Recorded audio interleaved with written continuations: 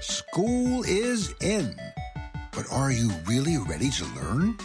Open your eyes to a new day in education with The Awakening Educator, a program specifically designed to explore a new, mindful way of educating our youth. Learn about social-emotional learning, new modalities of teaching, and the most relevant topics in education with your hosts, Susan Andrian and Megan Sweet.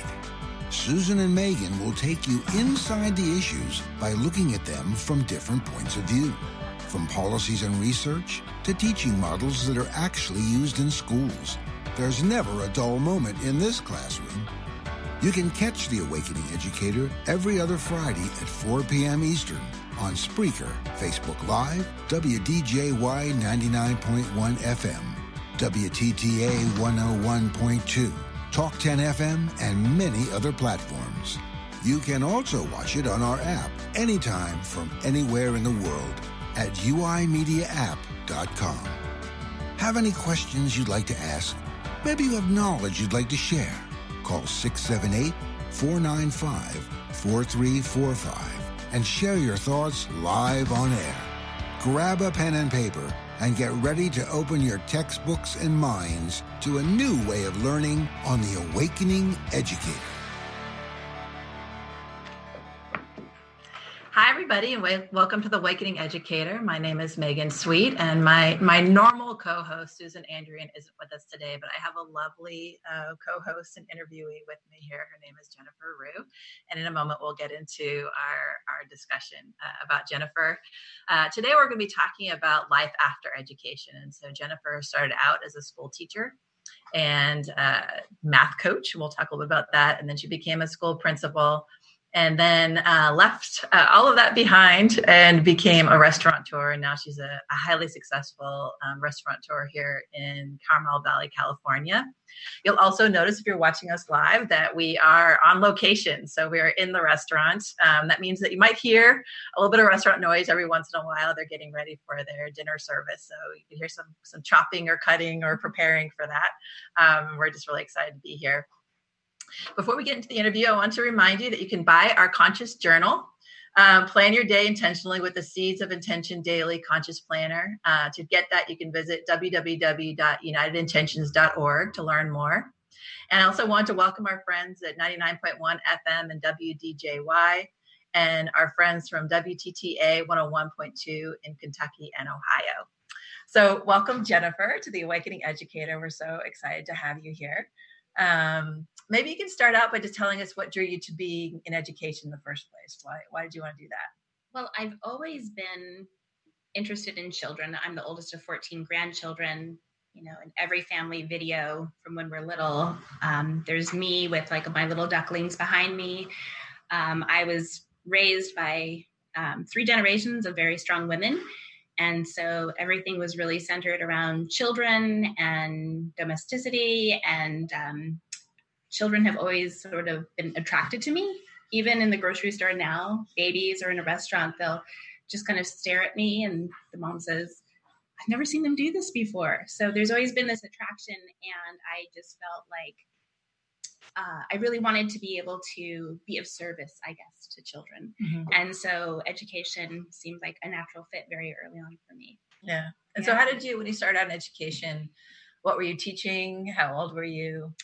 Well, there was this, I grew up in suburbia, Arizona, not wealthy by any means, but I grew up in an area that was very cookie cutter, very clean, very produced, I would say. And at the time, I was moving to California because I was dating my college boyfriend who was going into law school, and he was going to law school in California. And so there was all of this media attention around what we would later call the achievement gap, and how there were children of colors that, you know, the light was being turned on, and, you know, the attention was being turned to all of these children that were just for, you know, generations not being serviced, and what was really happening in some of these schools. And I thought, I want that. And all my guidance, my degree was in psychology, and all my guidance counselors and everyone said, are you sure you really want to like dive into the deep end of the pool, like coming right out? And I absolutely, without hesitation, that's where I wanted to be. And so I started off in Richmond, California.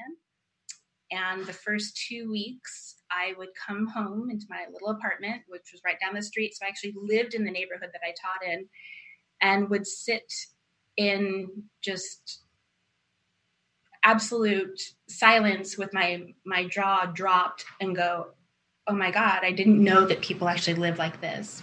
Seen it on TV, the dialect, the violence around, children coming in conditions of not eating or having clothes that they've been wearing for weeks. It was just probably the worst case scenario was what I was experiencing. And I said, I'm either going to quit right now, or I'm going to roll up my sleeves and I'm going to make this happen. And my personality is to roll up my sleeves and make it happen. Mm-hmm. I was given, I remember very clearly my first week of work, I was given enough scissors for the whole school, which were weapons, and a desk and a seat for every child, and chalk on the chalkboard. And that was all that was in my classroom. And I had about 25, 30 kids that were just, they couldn't sit in a chair. They didn't have expectations put around them. They were second graders, but they had lived a lifetime by that time. So that's how I got started. And then I became deeply committed. And I don't think if the situation wasn't so extreme, I don't know if I would have understood the necessity and the urgency. And I became immediately committed. That's amazing. Yeah. So I think a lot about your story is resonant of similar to one that I had, and many people that they want to go into education and they want to serve, and then they're confronted with the inequities that exist in our country, the trauma and the challenges that so many of our kids face, and they feel so ill-equipped for that. And it's for, and you and I will get into that later, but we've seen that firsthand with some younger teachers or newer teachers that come in that decision point. And I'm just wondering for you, what's one of those moves that you did that started to make a difference and helped you see the tide turning in your classroom, or what's something that you locked into that started really helping your class to feel different?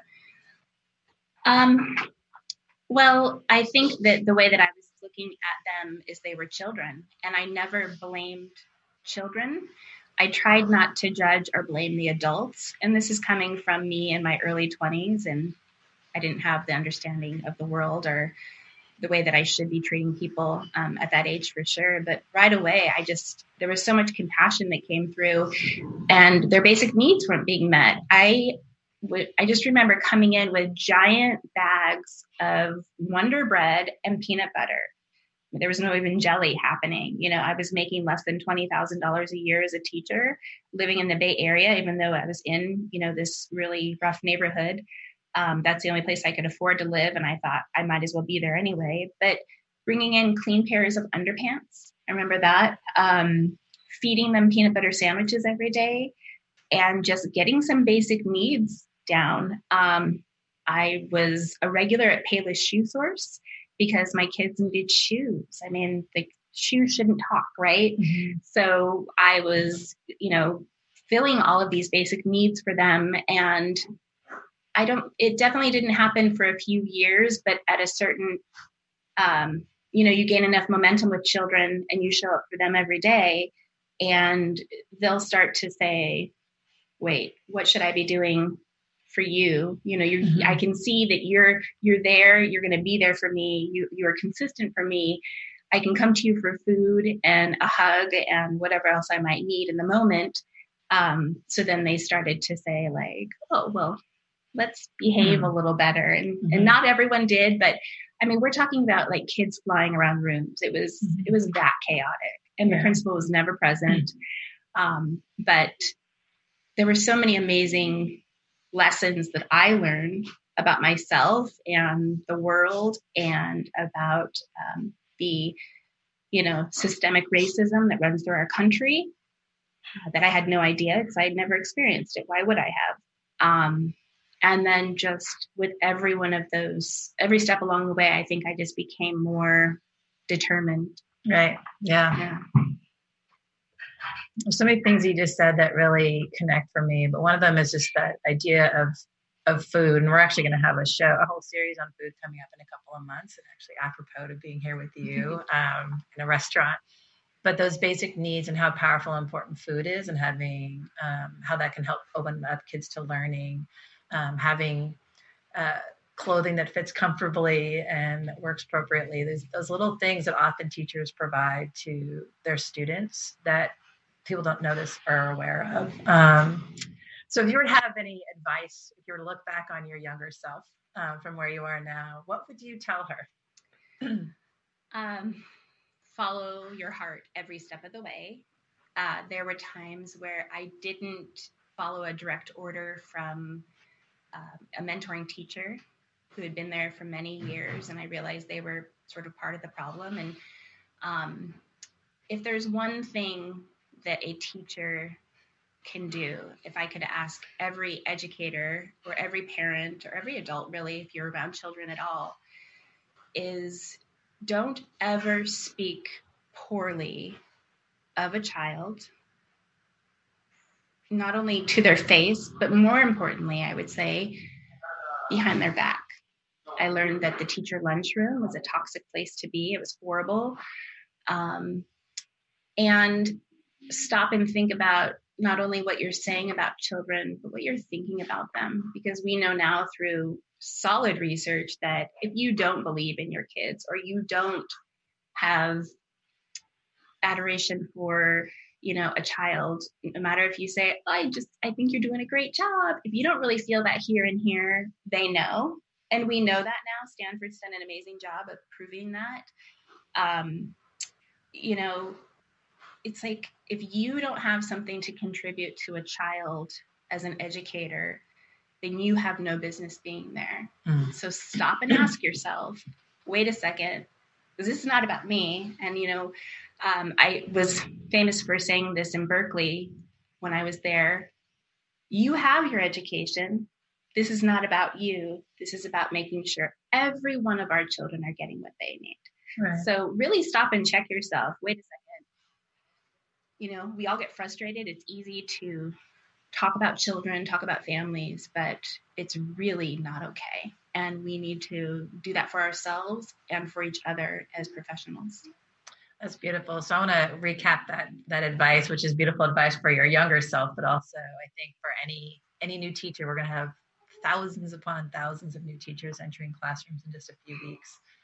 And that idea of, I talk about it in my book around kind of knowing yourself and doing some self-work. So having that self-awareness to pay attention to those thoughts that are there, and making sure that when you're in front of kids and families, that you're aware of the judgments that you have and you're actively working with them. But also learning to listen to your heart and trusting what's important. We interviewed someone a few months ago named Dr. Larry Cuban, who was my teacher when I learned to become a teacher. Mm-hmm. He was my professor. And he talks a lot about something that he calls dilemmas, which is kind of what you're talking about. Like, you feel like there's something true in your heart you're supposed to do, or you're following what feels like the right thing to do in your classroom, and it's different than the external expectations that might be coming to you. So it sounds like even at an early age, you learn to navigate those dilemmas really beautifully, which is to listen to your heart. And if it doesn't feel right, don't do it. Even if it's someone who's older who purportedly has more advice, like we often know within ourselves the right truth. So that's a really beautiful notion to bring forward. In a moment, we're going to go on break. But before we go on break, perhaps you can share a little bit about, so you were in the classroom for a while, and then how did you get out of the classroom? So I followed the statistics. At 5 years, I said, I need a break. I need to get out of this situation. I was in Hunters Point, San Francisco at this point, and I was being told that because of the color of my skin, I shouldn't be serving Black children, that I had no place there. And so I wasn't even 30 years old, and I buckled. I buckled under the pressure and felt like I'm not supposed to be serving these children that I love. I'm not supposed to be interrupting the systemic, oppression. And so I buckled under a lot of pressure from women who were all of color. When we get back, let's talk about that, because I would love to hear more about, what happened there.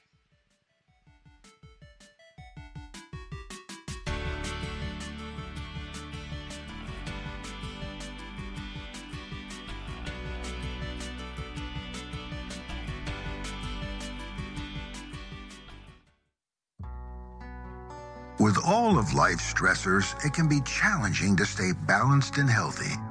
Hemp-derived cannabinoid, or CBD supplements such as Plus CBD oil, are becoming well recognized as a key supplement to optimize wellness.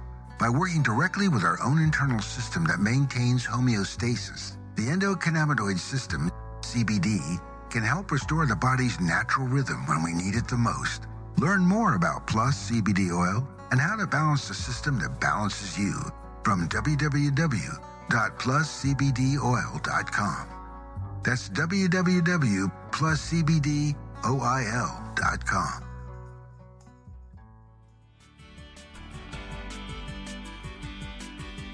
Hi, and welcome back to The Waking Educator. My name is Megan Sweet, and my beautiful co-host Susan Andrian isn't with us today, so I'm sending love and hellos to Susan. Today we're with Jennifer Roux, who we were just talking to about, she started out her career as an educator, and then she made a shift. And as we were going into break, Jennifer, you were talking about feeling some pressure to leave the classroom and what you were going to do about that. So you're being pressured to leave the classroom. Yeah, so after 5 years, just like the statistics say, all new teachers leave after 5 years. I left after 5 years and went into biotech and pharma headhunting for a year, and realized how much I was missing classroom, missing children, missing having that impact. And I met a principal who was brand new at that point and who was tasked with closing down a school in Oakland, California, and redesigning it. And so she hired me as what was called a math coach at the time. And so I came back into education as a coach and ready to redesign a school. And that's when I met you. That's right. Yeah. Yes. So Jennifer and I want to get into how I didn't realize you were doing big pharma before then, or the recruit. It's so interesting. So Jennifer and I met at the school that we were redesigning. So I would love to. I wanted to talk with you about what that was like to re-enter in a school that was in so much flux. Yes. Yeah. So I was used to the flux. Mm-hmm. What I wasn't used to was a group of adults who were so committed to serving children and sort of breaking the wheel and rebuilding it.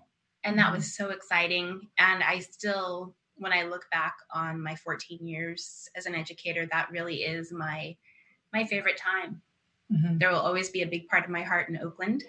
And the work that we did there was so rewarding for me, and the results were amazing. I mean, we were breaking, all kinds of records around improvement in mathematics and at a state level. And so working with adults who were truly committed to children and the outcomes, not just in data, but creating a space for families and a community to be who they were and the best version of themselves, I would say. That's interesting to hear that perspective, because so the principal, her name is Monica Thomas. Monica and I have worked together for years, and our school, which is called Greenleaf in Oakland, we rebranded it from Whittier to Greenleaf, continues to break records and continues to be one of our most successful schools in the district. And when we got there, as you know, I think it was the second worst elementary school in the district out of somewhere around 60 elementary schools at the time. And it's kind of like the big question in general in education is like, how do you transform a school? How do you turn around a school? And so Monica and I have had this conversation in various iterations over the years, but I'm wondering from your point of view, and I'll tell you mine afterwards, but from your point of view, what made the difference? What made us successful when so many other schools were actually going through a redesign and turnaround with us and weren't as successful? So you named parents, but I'm wondering, like, what are the moves? Like, people always want to distill it down to like the playbook. Yes. the true collaboration that we learned through the DeForce and, professional learning communities, but you'll hear me talk about collaboration anytime I'm talking about my business now or education, that first of all, we were all committed to, of course, the outcomes and the data. And I became very focused on that data because that was my job, was to make sure that these math scores were coming up and we were learning how children learn math and what really made the difference. But it was, I had ownership of math. Right. And then we had a few different reading coaches that came and went, but they took ownership for sure. And then, I think that the principal did a really great job of handing us our responsibility and then saying, it's yours, report back to me. But we didn't know how we were going to do it. Like, we didn't have all the answers. We didn't have the playbook. Mm-hmm. We were sort of writing the playbook and testing it and failing and winning and learning and saying, okay, keep on going. So I feel like we're, writing the playbook as we went, which is an amazing experience on its own. And then understanding our learning is a lot how children learn. You don't get it right the first time if you don't take chances. But the most rewarding part, and I think the secret to our success, was the commitment to our children. Mm-hmm. Mm-hmm. Yeah, that's close to what I would have said too. So good. Yeah, we were teammates and we are good friends. So yes. It makes sense. When I distill it down, I think a lot of time I will say stuff like, well, we created systems, which is true, and everybody followed them. Mm-hmm. But it really started with the core team of us at the leadership level, where we didn't know what we were doing. We did, though, have some deep kind of, I don't know, maybe it was a survival trust, but like a deep trust in each other. Like yes. We got out of each other's way. We backed each other up, and each one of us worked incredibly hard. And we were just stubborn as hell, honestly. I feel like the main thing that was true is everything we put in place, we just kept showing back up. And when the resistance came, we just kept showing back up. Yes. And we held each other accountable. We held our students and staff accountable and families accountable. And we just kept showing up. And in doing that and continuing to show up, we also were vulnerable. I think we asked for a lot of help. We let families and staff come in and have ownership as well. I gave them that space, which I attribute a lot of that to our principal, but I think all of us also just maybe naturally had that belief. And so it allowed people to step forward and to start owning the school. And I saw these little turning points. So I don't know if you remember the first day we met, but I will tell you it was my most terrifying day.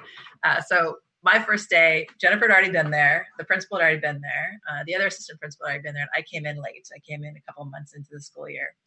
And my first day, everybody was gone, including you. And it was a rainy day. And I knew none of the rules because I was like my first day there. And I was leading the school by myself because the principal had to leave and the assistant principal had to leave. And I knew none of the structures. I didn't know any of the staff's names. Like, I was in big trouble. And the school security officer and the custodian at the time were definitely testing me and seeing what I was going to do. No. And so they wouldn't help me either. Like, they would give me little breadcrumbs of information, but not a lot. And I'm like trying to figure out what to do with the kids and rainy day recess and all the rest. And I did a terrible job. So I was like, kids were running. I got them all to the auditorium from lunch, but then there was like absolute chaos and pandemonium in the cafeteria or the auditorium. And the custodian and the SSO just stood there watching me because they were like, we're going to see what this woman does. We're going to watch and see what happens. I love you, Miss Sammy and Miss Ann. The point where I finally actually decided it was safer for the kids to be out in the yard when it's raining than inside the auditorium because it was just getting dangerous in there. And so just as I let them out is when you got back to the campus. And I remember you walked in, you were like, what is going on here? And in about 5 seconds flat, you had all the kids seated, a movie on, all safety restored. And I was completely humbled. But it was also my sign of the turning point is when the school security officer and the custodian then started again leaning in and offering help and stepping forward in a way that I knew very viscerally wasn't true when I got there, because I saw, but they were there and they were showing up and they were spontaneously offering for us to have special programs. And just the way that they changed, that's when I knew that we were on something at the school. It was also, when I fell in love with you, it was that first day when I saw just the power that you instilled, but I'll also say I saw all along the nurturing too. So the food in your math room continued on, so the kids could get food, but also the way you nurtured adults. And I'm just wondering how your approach to adults, like how did you translate your approach to kids with adults, or what were some strategies you used with the adults that you were coaching at that school? Because that same nurturingness, that same safety that you were talking about in your classroom, it was absolutely palpable in your office and with the teachers. And I'm just wondering how you did that. Yeah, so my office was actually a book room that they threw a big table into, and then I found a laptop somewhere and then said, this is going to be my laptop, and that was how I set up my office. And so as teachers checked in the office in the morning and signed in for their day, got their mail, as they walked down the hall to either put their lunch away, they would walk by a door that led to a book room, and that's where I was housed. And I don't think at first teachers really knew what to do with me. I was younger than most of them. I was probably 29 at this time. And so I felt very early on like they kind of looked at me like, what is this whippersnapper going to be able to teach me? Or, why would they put her here? I didn't feel welcomed at first. I didn't really know exactly how this was all going to work, but I had so much faith in this principal who was even younger than me, that we were going to make this magic happen. And I think that anytime that you're learning, which I'll stop learning the day I die, we're all learning, we're all at different stages. And when I needed a task or a new logistic to happen with teachers, or I had to teach teachers something, I really looked at them as I do with children. And stopping, and I think the most powerful thing that I learned as an educator, if you're going to move someone forward, you need to stop and recognize where they are and meet them where they're at. Meet them where they're at so that you can walk along with them to the next step. And in math, it gets really technical really quickly.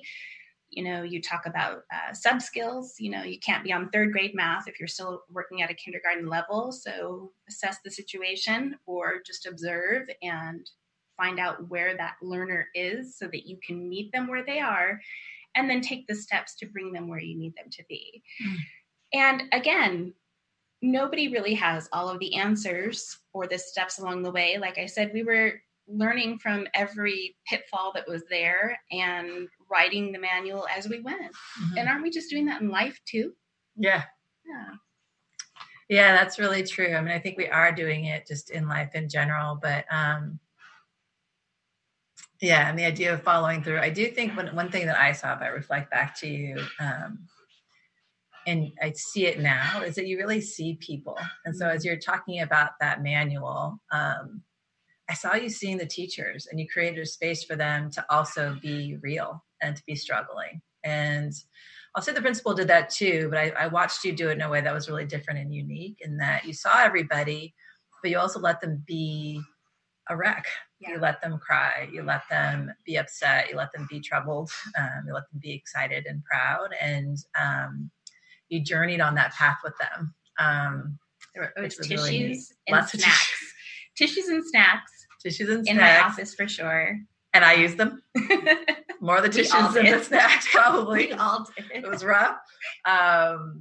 And you did that with your kids as well. So I also saw in the kids that were there, and deputizing some of our kids to be helpers, and just how empowered they also felt in the classroom. And so I just want to reflect back as somebody who got to watch all of that, the power of that. And for me, that just gets winnowed down to the L word, love, yes, which is often hard or awkward or uncomfortable for people to bring up in school settings. But it's so essential that we love ourselves, that we love our students and each other. So I appreciate that. When we get back from break, I would love to hear a little bit more about your kind of went a couple of steps more in leadership and education, and then you made this big change to being a restaurateur. So I'd love to, when we come back from break, to talk about that. But right now, it's the Awakening Educator. So thank you.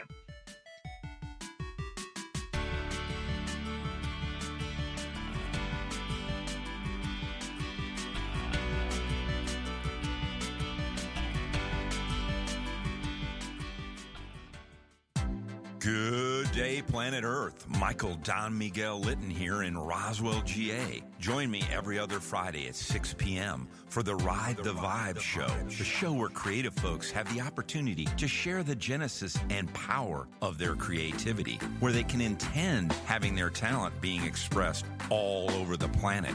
Find my show on WDJY 99.1 FM on the United Intentions Spreaker channel, iTunes, Stitcher, and many more. You can also find my show on social media on Facebook, YouTube, and Instagram as United Intentions, and on Twitter at Higher Intention. Jump on the wave and ride the vibe. It's a cool way for getting the creative juices flowing. Cheers to a groovy day. And remember to always ride the vibe.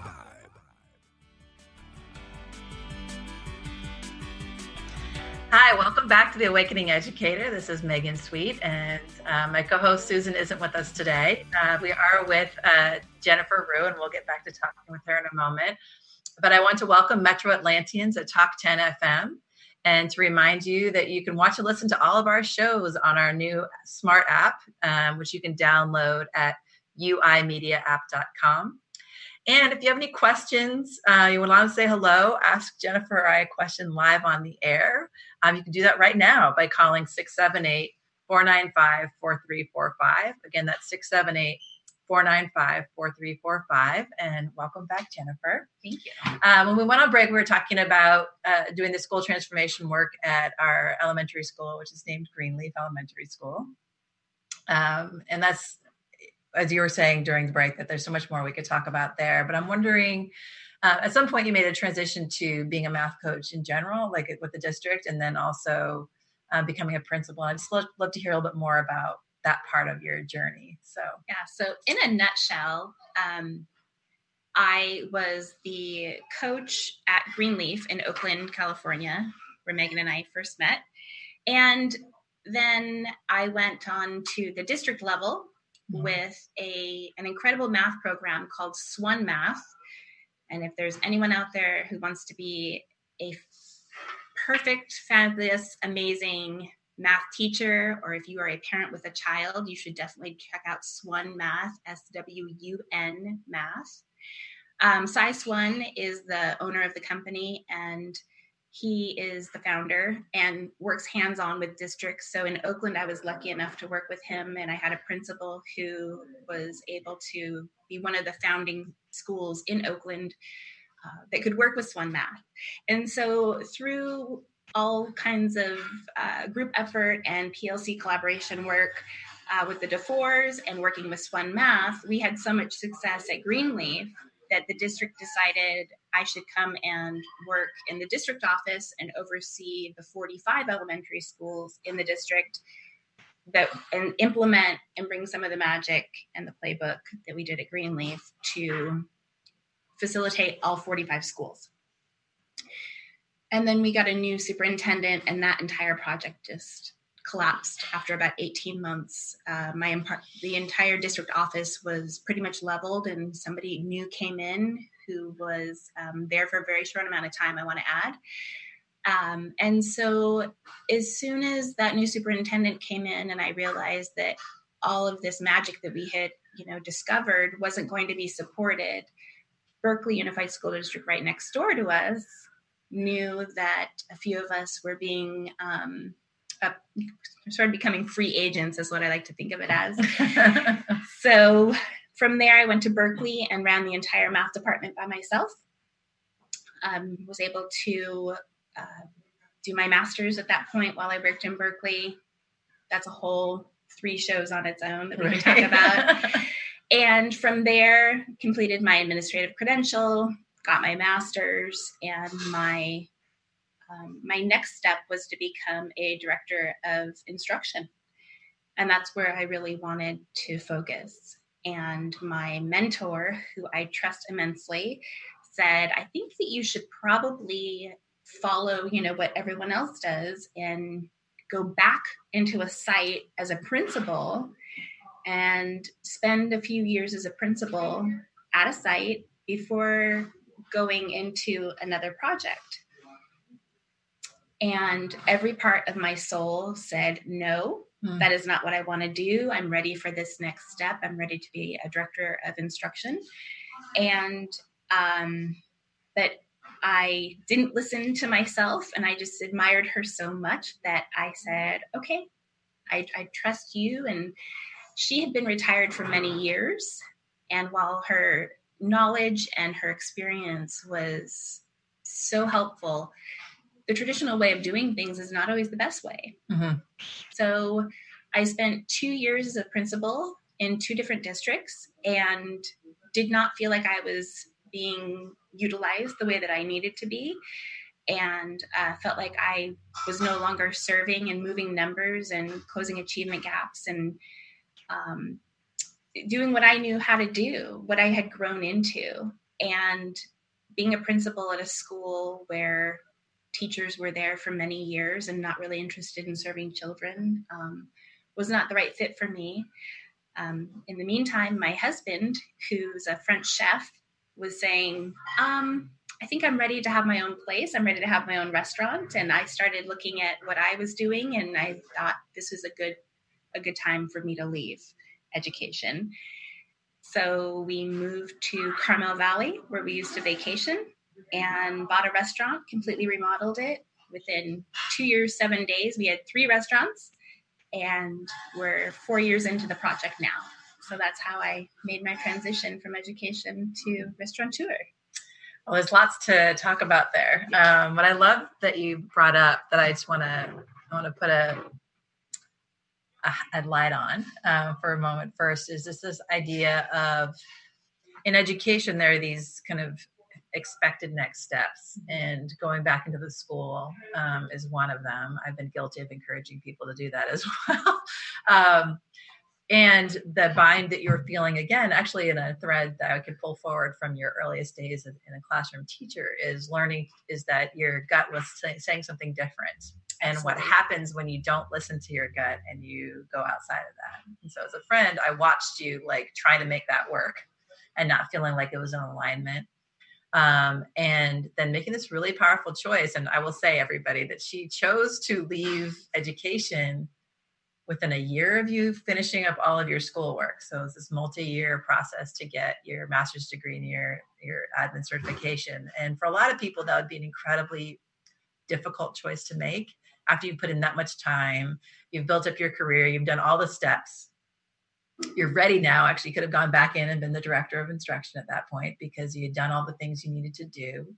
To make a choice to pivot so profoundly is a big deal.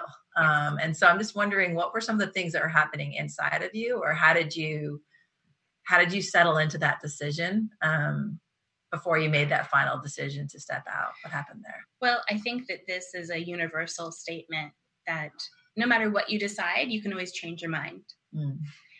I think in the beginning, my husband thought, she'll come in and help us set up our corporation. She'll help establish the restaurant, and then she'll step back out. And he didn't think that I would want to hang out with him for this long, but I actually love doing this work. But I had to have a certain amount of faith or belief in myself to be able to take that step and say, okay, a few $100,000 of student debt, to get to this point, just like you were just saying, working so hard to get to this point, only to say, okay, I think I'm done here. But I don't know that I'm done completely, because I know that I can always change my mind. I can always go back. I have been approached about doing some projects with schools in the area, and I'm not ready to do that just yet. We have some focus here that really, with 3 restaurants, we kind of need me to be here for right now. But that doesn't mean that later on I won't go back or do something in education. But so many of the threads that were in the classroom or in a district office or in, learning theory classes transfer over into this work so well.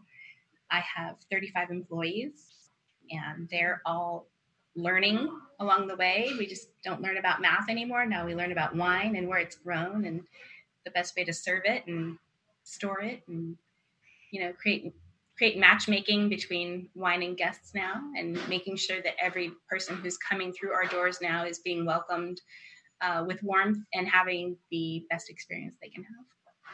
Well, and again, I'll pull those through lines through again, which is as somebody who's been a patron at your restaurant and watched you do your thing. So again, I feel like I've gotten to sound like I'm a stalker now. I describe myself like this creepy person watching you everywhere, but I've gotten to witness this part of your evolution as well, which has been a real honor. Is number one, like you learning to taking the risk, which I think often educators can be really scared about. So the first thing I really want to call out there is we get kind of locked in. And I've heard a lot of people say, whatever the career, but why I felt it was important to talk to you is whatever the career, people can have this like, I'm doing this, but what I really want to do is this. But especially as people get more and more successful and higher up in their field, it becomes harder and harder for people to step away because they do feel like now they've just put in a lot of sweat equity, if nothing else. Yes. A lot of time, there's debt. So learn to step away and learn to listen to your instincts, again, is one of those things that I want to pull forward that I think is a real strength of yours that's showing up here. But also that nurturing quality. You've been feeding people all along. You've been creating that safe space for people to be seen. And I watch clients come in, customers come in, and how they react to you and how well you know each person. So you know so many people so well. And it's because you take the time to talk to them when they're here. And you express that interest and you do the matchmaking with them, with the wine and what they're eating or what their personality. And again, it's that care that I think has been there for you all along, which I really resonate with. And I know we've touched on a little bit, but I'm going to push you a little bit harder on how you learn to listen to that inner voice a bit. Because it's one of the things that I struggle with the most, that I look up to you the most on. Because I had that same moment, and I did step away, but I didn't step away as grandly as you did. But I had that like my bucket list educational moment or thing that I've been building towards was to work for the State Department of Education. Actually, I wanted to work for the U.S. Department of Education, but I found myself a few years ago at the State Department of Education, leading a statewide initiative. One of only a few people sitting around the table that were making decisions that were impacting millions of people. And I had this moment of like, oh, okay, I got here, but this isn't what I want to do anymore. And I had to make a decision, and I ended up stepping away, but it was a hard one for me to make. And I doubted it a lot. So I guess I'm wondering, you listened to that instinct, you made the jump. But I imagine it hasn't always been easy or hasn't always been like confident. Have you ever doubted your choice? Have you ever wanted to go back? Well, I think my first leap happened when I was in Richmond. I was there for 5 years, and, everything was about tenure at that point. Once you have tenure, you can do whatever you want pretty much. Right. And I left my second year of tenure there to go work in San Francisco at a place called the Dream School. All of this, these resources were being poured into this school, and it was really in alignment with what I wanted to do as far as turning around, public education for children in these kinds of neighborhoods. And so leaving tenure was a big deal. And it's not like I called my mom and dad and said, hey, I'm thinking about doing this. They found out after I'd already taken the leap. And I think, again, stopping and thinking about, what do you really want? What is it that you really, can contribute? And just always knowing that you can change your mind. You can always change your mind. If you decide that you try something and it's not what you want, you can always change your mind. That's a beautiful notion that the changes are possible, but also I think the more you take those leaps and what you're describing there, then the easier it is to take, because you find out that like the world doesn't come to an end. Right. You kind of survive that, Mm-hmm. and you can take the next one. So I can see it as a helpful framing too, that like over time you've been building this kind of the muscle to be able to take the leaps and do that, which is really awesome. Yeah. In our last segment, I want to talk all about Roux, your baby restaurant, and how you went from one restaurant to 3 restaurants within 2 years, which is quite amazing. But right now, you're listening and watching The Awakening Educator.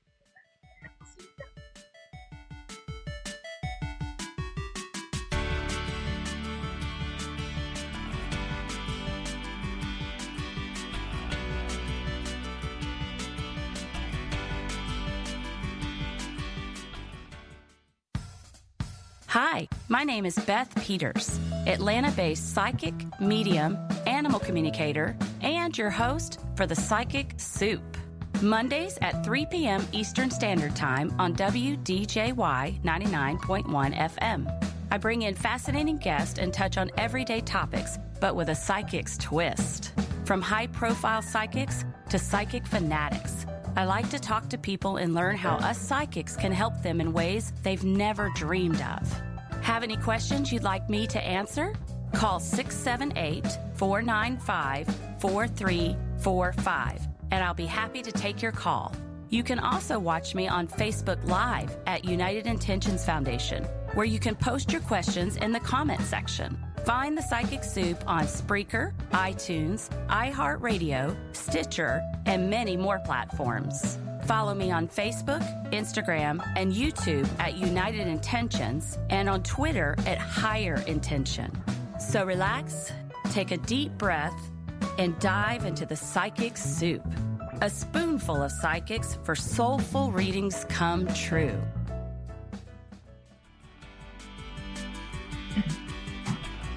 Welcome back to The Awakening Educator. My name is Megan Sweet, and my normal co-host Susan is out of town today. I just want to remind you that you can connect with us online. You can follow us on social media on Facebook, Instagram, and YouTube as United Intentions, and Higher Intentions on Twitter. And a new show, Match Made in Heaven, premieres on June 20th at 4 p.m. Eastern Time, with numerologist Gloria Parker and astrologer Lorelei Robbins. With their passion for numbers and planets, Gloria and Lorelei will help you see and awaken the beauty, power, and genius that is you. And if you tune in later today for Ride the Vibe at 6 p.m., there'll be a musical guest, will be Ormy Woods. And finally, one last note, save the date, July 20th, there'll be a Gate City Brewing Company, sorry, everybody, in Roswell for the Awaken Atlanta celebration party. Join us for fun and a good time. Go on UI Media Celebration Party on Facebook and respond. Welcome back, Jennifer. Thank you. When we went to break, I was saying that I'd love to hear a little bit more about how you took the leap to become a restaurateur, to open Roux. So I'd love to hear a little bit about that. And I did get to be on the ground floor and paint things and move stuff around. So I got to see this beautiful space we're in now before it was as beautiful. But also how you went from having one restaurant to 3 restaurants, and what that has meant for you, and what that's, like what your reflections are now, 4 years in. Yeah. So I think if you're listening as a teacher or an educator, or whatever field you're in, that stopping and thinking about what you really would like to do. What is it that you want? Ask yourself why. I was lucky enough to have my husband, who is he's been a professional chef for 30 years, Fabrice Roux. He definitely was ready to have his own restaurant and had enough of the education, as we call all of his former positions. They were nothing but schools for him. No matter how hard the restaurant was or how successful the restaurant was, it was all about him learning so that he could have his own restaurant eventually. And I was coming from my background in education. And so I quickly found out that he was going to be doing the menu and the food, and we would collaborate on the line, and the rest of it was up to me. Not scary at all. I found it to be exciting, and I had the attitude of, well, I'm not really sure how to form a corporation, but I'm going to learn right now. And I'm not really sure how to run an entire HR department by myself, but I'm going to learn right now. I do have really great allies And I have a magical team that helps me. Gemini Professional Services in Upland, California. Christine Turrentine is my money financial planning guru, and she has taught me so much along the way. But for the most part, I'm wearing all of those hats on my own so that my husband is able to flourish as an artist. And so I think that no matter what step you're looking to take, as long as you say, I'm not really sure how to do that yet, or I'm not really sure what steps I need to take, but I'm about to learn. So there were many, many learnings in that first year, and everything was so fresh in that first year. Categorical funding is not that different than an SBA loan through the federal government. So thank goodness for all those years of categorical funding with education and understanding how to see things sort of in buckets. That transferred over really well. The administrative part of education was not that different than the administrative part of owning a restaurant. And so one of the biggest learnings, the spiritual lessons I would say in all of this for me is, so we decided to sell our house, leave the Bay Area, bring our son, transfer our entire life. It felt like we were jumping off of a cliff. And I did it with a smile on my face. I knew that nothing that, worst case scenario, which I didn't even think about, wasn't going to kill us. We were going to go for this, and we were only thinking about what we wanted to happen. So the restaurant opens better than we could have ever expected. We were welcomed by a community that has just become family to us. It's been an incredible journey, and we couldn't have come to a better place. So, sometimes I use the dog analogy that you get one dog and you're like, wow, this is amazing. We should have 3 of these, which is kind of what my husband did. And he said, to be a national account, to, do all these other things, we should really have 3 restaurants. And he felt that way pretty early on. And as a new mother of a restaurant, I was exhausted and kind of looked at him like, okay.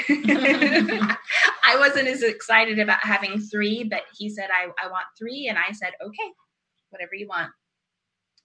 So we went from 1 restaurant to 3 in 2 years and 7 days. And no, we're not independently wealthy. This was very, very stressful.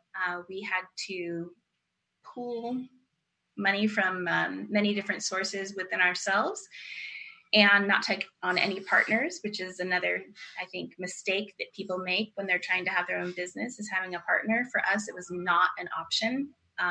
Just because I had learned from my father's lessons of having business partners over the years and seeing other chefs that were taken advantage of. So we had to take all these risks on our own, which made it more personal and even better, I think. And so very quickly after having 3 restaurants, I realized that 2 would be better than 3. So here comes that theme again: stop, monitor, adjust, right? You can always change your mind. So we expanded very quickly. I realized that I didn't want to have 3. That wasn't serving me or my family.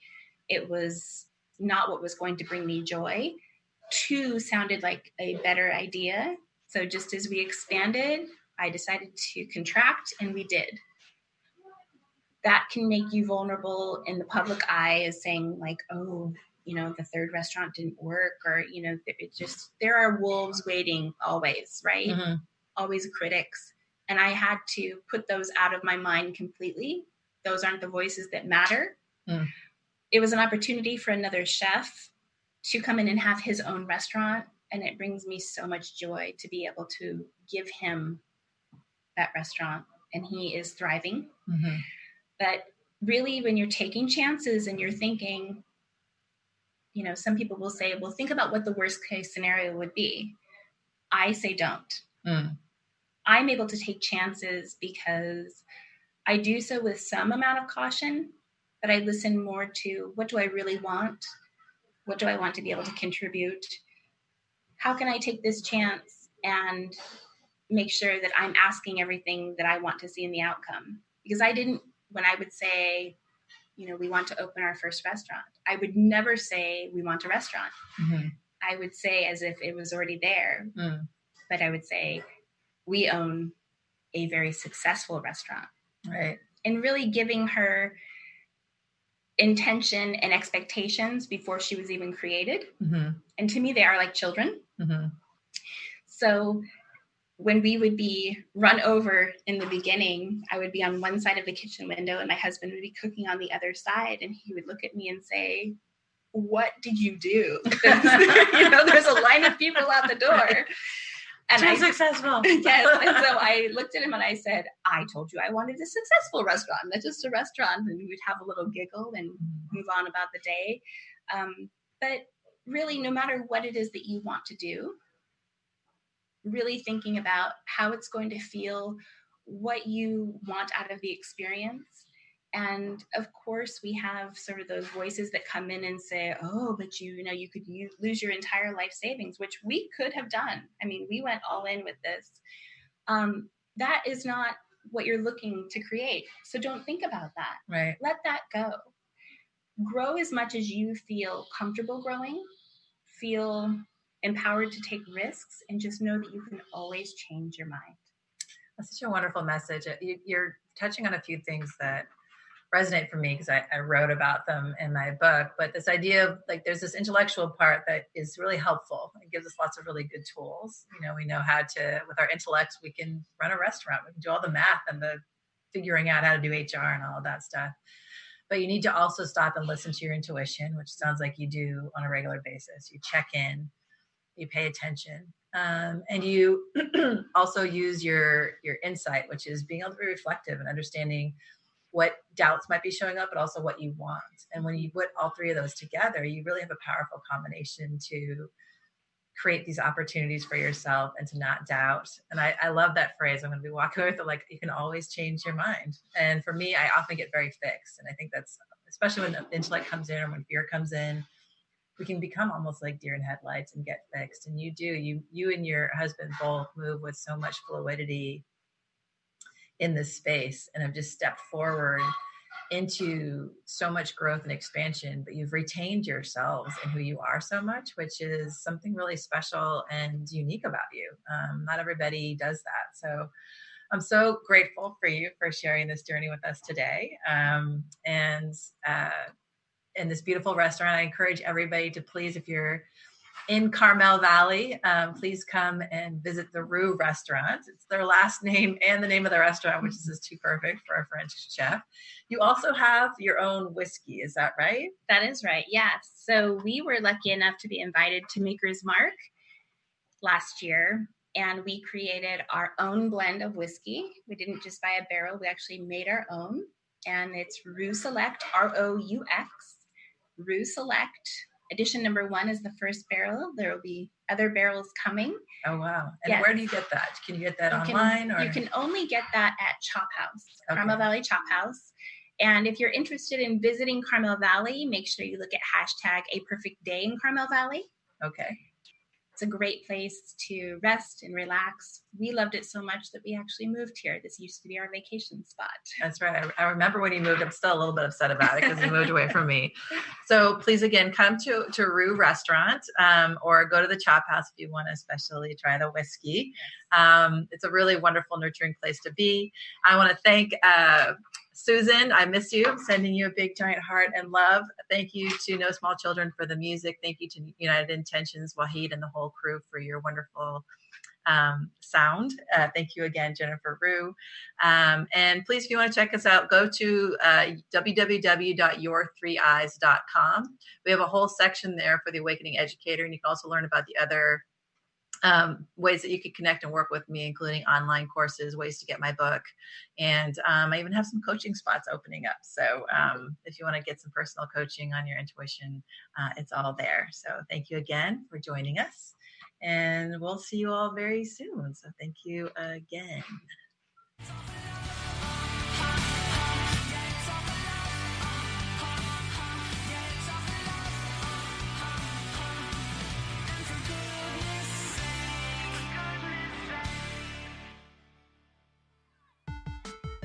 Class is dismissed.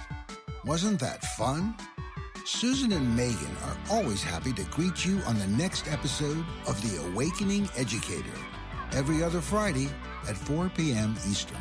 Watch all our shows anytime from anywhere in the world at uimediaapp.com. Connect with us on Facebook, Instagram, YouTube, and Spreaker at United Intentions to be up to date with the show. Have any questions you'd like to ask? Maybe you have knowledge you'd like to share. Email us at contact@unitedintentions.org, and we will read your comments live on air. Education is the foundation for a brighter future. Open your eyes to The Awakening Educator, only on the UI Media Network. The United Intentions Foundation and its associates take no responsibility for the opinions and statements made by the talk show hosts or their guests.